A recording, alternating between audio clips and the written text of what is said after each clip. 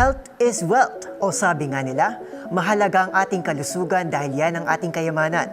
At dahil nga uso na naman ang hashtag healthy goals at hashtag diet, alamin natin kung ano nga ba ang tunay at tamang paraan ng pagdadiet at pati na rin ang ilang mga maling paniniwala rito upang ating maitama at hindi mauwi sa hashtag diet failed.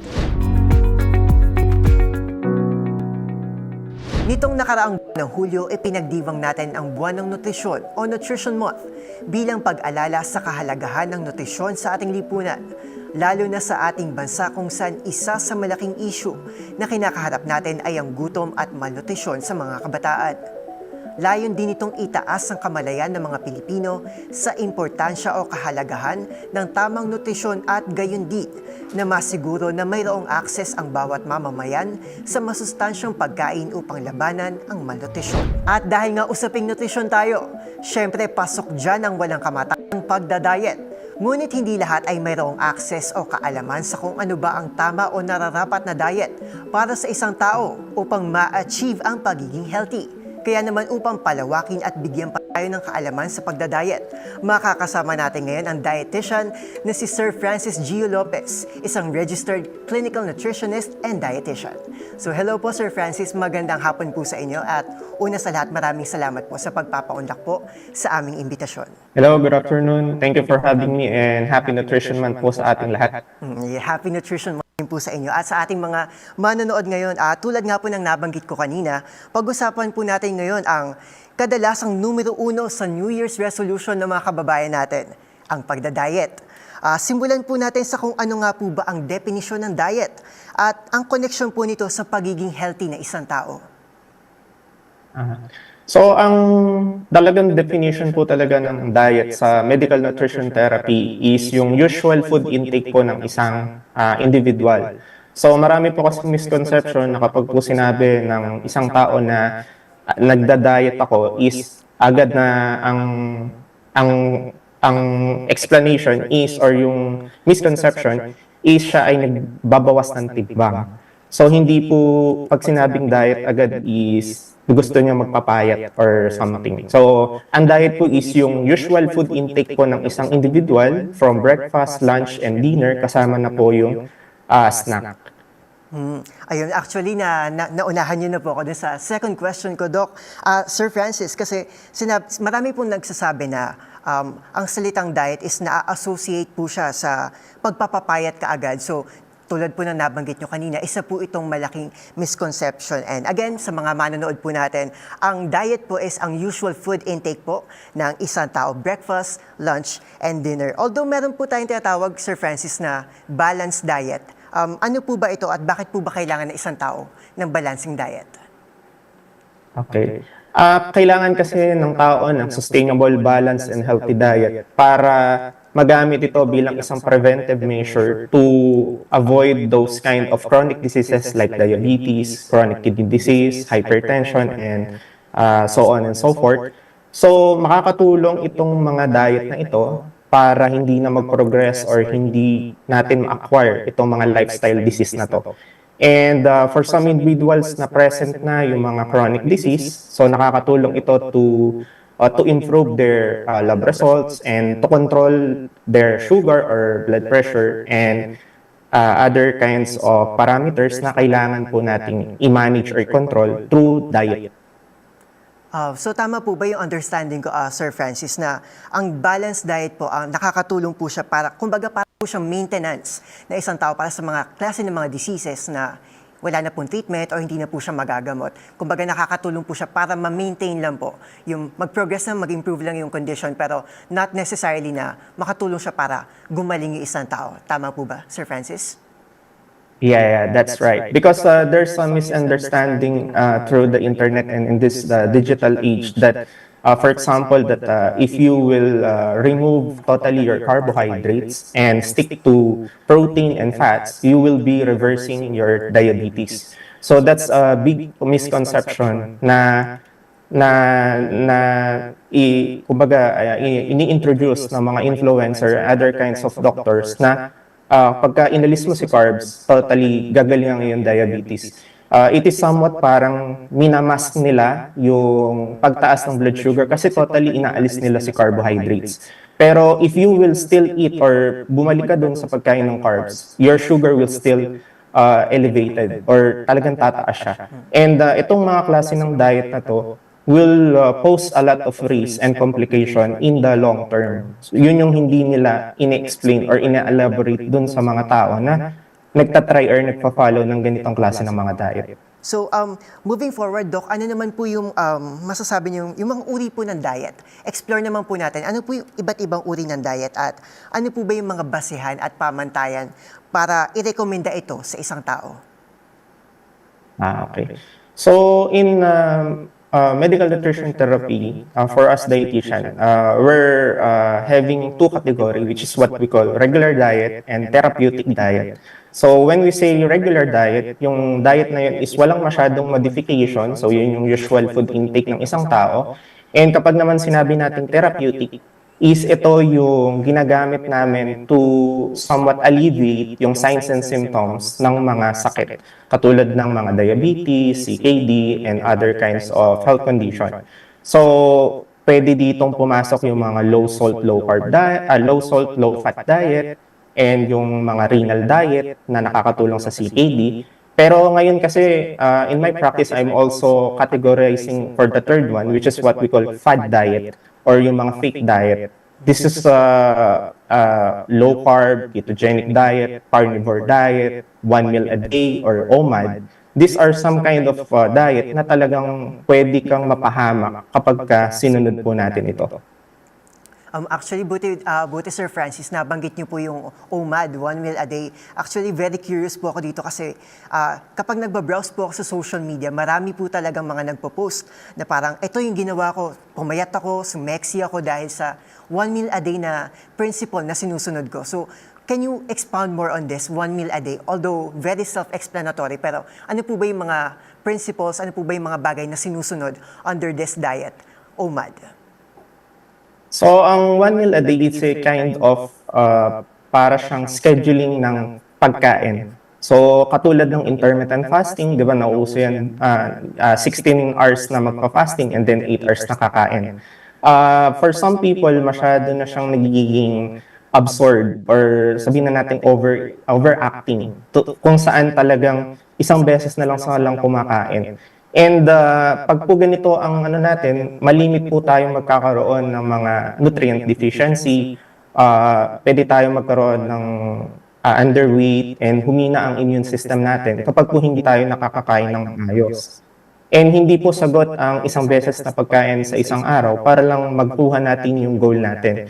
Kasi ito po is a kind of crash dieting. Kapag sinabi natin crash dieting, let's say for example, ang ating pong pag-intake po ng calorie ngayon ay 2,000 calorie and then nakita mo sa internet na yung isang tao nag-OMAD siya and then you blindly follow this kind of influencer and kumain ka rin ng 1 meal a day, pwedeng makompromise yung overall health natin.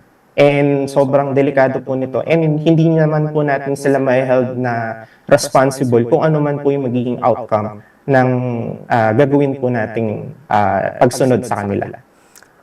Okay po. Buti nabanggit niyo rin po yung crash diet. Actually, very relevant po sa panahon ngayon yung crash diet. Marami po sa mga kaibigan ko, mga personal na mga kakilala ko po, nagbabanggit din po sila ng mga thoughts and ideas po nila about sa pagka-crash diet na parang sinasabi nila, malapit nang mag-summer, so kailangan ma-achieve ko yung summer body ko. So, ang ginagawa nila is nagka-crash diet sila parang within a week or a span of 2 weeks. Sobrang bilis ng pinapababa nila yung calorie intake nila. So, ano po ba, Sir Francis, yung mga pangunahin na mga sabihin natin manifestations na nagkakaroon tayo ng negative effects, na nakakaranas na tayo ng negative effects ng, say for example, ng kind of diet na OMAD? So, isang pinakaunang lumalabas dyan is yung paghina ng immune system, pagkakaroon ng mga sakit. And then, yung pagkakaroon ng brain fog or yung feeling ng hindi ka makapag-focus, tapos para kang nalipasan ng gutom, which is sinasabi nila normal lang, which is hindi po yung totoo. Hindi po dapat ang isang tao nakakaramdam ng ganong klase ng feeling pag po siya ay nag-undergo ng isang klase ng diet. Kasi ang diet po is it should be sustainable and wala po dapat na-compromise na any kind of part of our body na pwede pong mas makasama pa kaysa makatulong sa atin. And yung mga crash diet po kasi na yan, meron po siyang balik sa atin, which is what we call yo-yo effect or bounce effect. So, let's say for example, ang isang tao ay nag-undergo ng crash dieting, nag-lose siya ng 5 kilo sa loob lamang ng 2 linggo. Pag po ito ay itinigil niya and hindi na niya masustain, yung nalus niya na 5 kilos na yon is pwede niyang mag-gain ng mas doble or triple pa. Ang pinaka-safe lang po kasi na pagbabawas ng timbang is between 3 to 4, 5 kilo sa loob po ng isang buwan or 0.5 to 1 kilo sa loob ng isang linggo. Yun po yung dapat na gradual na pagbabawas ng timbang na hindi po dapat nakaka-apekto doon sa mga day-to-day living natin or sa mga activity natin everyday. That's good to know po, no, Sir Francis, na alam po ng mga viewers natin kung ano po yung limitations, kumbaga yung boundaries po ng kanilang diet para maiwasan po yung mga negative effects po nitong crash diet natin. Tulad nga po na nabanggit nyo kanina, paghina ng ating immune system at simula pa lang po yun, marami po pong pwedeng mangyari sa katawan natin na negative kapag nag-invest tayo sa ganitong klase ng diet. So dapat gradual, as you mentioned earlier, dapat dahan-dahan lang, unti-unti lang. So moving forward and in relation to that, Sir Francis, meron po tayong tinatawag na nutrition assessment. Can you expound more on this? And ano po ba itong nutrition assessment na ito? Okay. So for us dietitian in medical nutrition therapy, so we're following what we call nutrition care process. So it is a four-step approach para ma-diagnose or malaman talaga yung kung ano yung suitable na diet para sa isang tao. So magsisimula po siya sa tinatawag na nutritional assessment. So yung nutritional assessment po natin na yan is meron po siyang two-part, which is the initial assessment and yung consultation. So dito natin malalaman yung anthropometric. Dito ibibigay ng pasyente yung anthropometric data niya, biochemical, clinical, and diet. So i-assess namin ito and then pwede nyo nang sabihin na para din kami mga doktor kung saan bago kami makapag-prescribe ng isang diet, kailangan mabasa muna namin yung mga lab results and dun po namin i-base yung diet ng isang patient.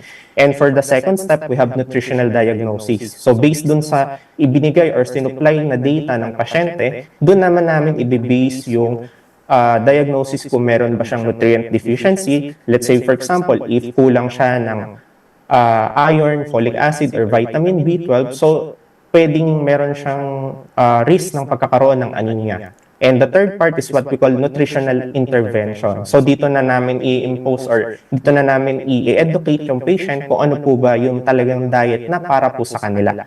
And then after nutrition intervention, meron po tayong tinatawag na nutrition monitoring and evaluation. So constant po ang monitoring sa isang patient, in my case, in my practice, and what I'm offering for my patient. So kailangan nilang constant na nagsisend ng picture doon sa akin para makita ko kung nasusunod nila yung diet plan na ibinigay ko po sa kanila. So yun po yung tinatawag na nutrition care process. Maitanong ko lang din po, Sir Francis, since nagmo-monitor po kayo ng mga patients, may nakita na po ba kayo naging successful na na-achieve po nila yung goal po nila based po dun sa lumabas sa nutrition assessment? Yes. So I have this one patient na hindi ko talaga siya makakalimutan. So siya po ay merong pre-diabetes and naka-schedule siya for kidney transplant for her sister. And lahat na ng diet ginawa na nila, low carb, ketogenic diet, intermittent fasting. Pero dun kasi sa test na ginagawa bago kayo makapag-transplant ng kidney is kailangan maipasa nyo yung mga lab results, especially yung OGTT or oral glucose tolerance test, which is sobrang tagal na nilang hindi maipasa. And when they come to me and nag-offer ako ng service sa kanila, so after just 1.5 months or 2 months, nagkaroon siya ng magandang, nagbawas siya ng timbang and hit namin yung goal para ma-clear sila for kidney transplant. And then just recently, the patient already told me na, Sir, naging successful na yung kidney transplant, okay na si ate ko. That's one of the biggest, I think, the achievement that I already achieved from the past few months since I started this advocacy to promote accessible and worthy nutrition planning and diet. Ayun, grabe, nakakataba naman po ng puso na, grabe, na parang in a span of 1 month or 1.5 months, di ba? Parang lahat ng effort ginawa na nila and wala silang na-achieve, and sa pagpasok nyo, thankfully, naabot nila yung kinakailangan na maklear lahat ng mga necessary test para makapag-kidney transplant, and that is really great news. So ito, maganda to sa mga manonood natin. Pwede tayong lumapit kay Sir Francis para sa ating mga nutritional needs, di ba? So meron na siyang patunay na talagang successful ang kanyang mga pine-prescribe, yung kanyang mga ginaguide sa mga tao na nangangailangan ng tulong when it comes to their nutrition. So moving forward, Sir Francis, meron po ba tayong mga pros and cons sa pagsunod po sa isang diet plan? Say for example, ang objective ko po is magbawas ng timbang. And in general, Sir Francis, ano po ba yung mga precautionary measures na dapat na sundin ng isang tao para nasa sa ilalim sa isang strict na diet? Okay. So first and foremost, malalaman natin kung kakailanganin natin mag-diet kung alam natin yung usual weight natin. Siyempre, isang bilang individual, alam naman natin kung ano talaga yung mga normal weight natin. So kung tayo ay bigla na lang nagbabawas or bigla na lang tumataba, baka may problem na sa atin. So pwede tayo magpa-test para malaman, ma-pinpoint kung ano ba talaga yung problema. And then, kaya lang naman nagkakaroon ng cons ang isang diet is kung hindi po ito balanse. Basta po ito ay sinusundan natin yung tinatawag naming moderation, variety, and balance, so wala po tayo magiging problema. So kapag po tayo ay nagsunod or sumunod doon sa mga diet na katulad ng binanggit ko kanina, tulad ng mga fad diet, tulad ng keto, low carb, and intermittent fasting, maaari po ito mag-pose ng sobrang daming problem. So let's say, as you can see, mabilis yung pagbagsak ng timbang mo. Pero hindi kasi nila, kumbaga, kini-clear kung ano po ba yung mangyayari sa pagsunod sa ganitong klase ng diet after in a span of 1 year or 2 years. Ano yung magiging effect or magiging resulta sa ganitong klase ng diet. So basta tayo ay sumusunod dun sa moderation, variety, and balance, wala tayong makikitang cons. Actually, puro pros nga yung natin, kung balanse lang yung pagkain natin, wala tayong magiging problema. Basta alam lang natin yung right portion, pipili tayo ng mga pagkain na unprocessed or less processed, and then kung kakain man tayo, kailangan natin itong limitahan to the point na pwedeng once a week lang or twice a week, or sabihin na natin every 2 to 3 weeks lang natin siya i-consume. Basta mililimitahan lang natin yung mga ganitong klase ng pagkain, so wala po magiging problema po sa atin. Ayun, buti maganda po na nabanggit niyo po, Sir Francis, yung konsepto po ng moderation and variety. So, that leads me to the question po na, Sir, paano po naman yung mga kababayan natin na medyo tight po yung budget? Ano po yung maire-recommenda niyo po sa kanila para ma-achieve po nila yung sinasabi po nating variety and moderation when it comes to diet? If the individual is really have a tight budget, medyo hindi niya afford, pwede naman po tayong mag-budget ng meal kung saan pwedeng magluto tayo ng one dish meal, let's say for our veggies or fiber concern.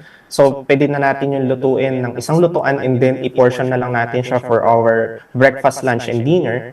And then, papartneran na lang natin siya ng iba't ibang klase ng protein. So, pwede tayo maglagay ng fried tilapia or bangus or other kinds of seafoods na hindi ganun kamahalan.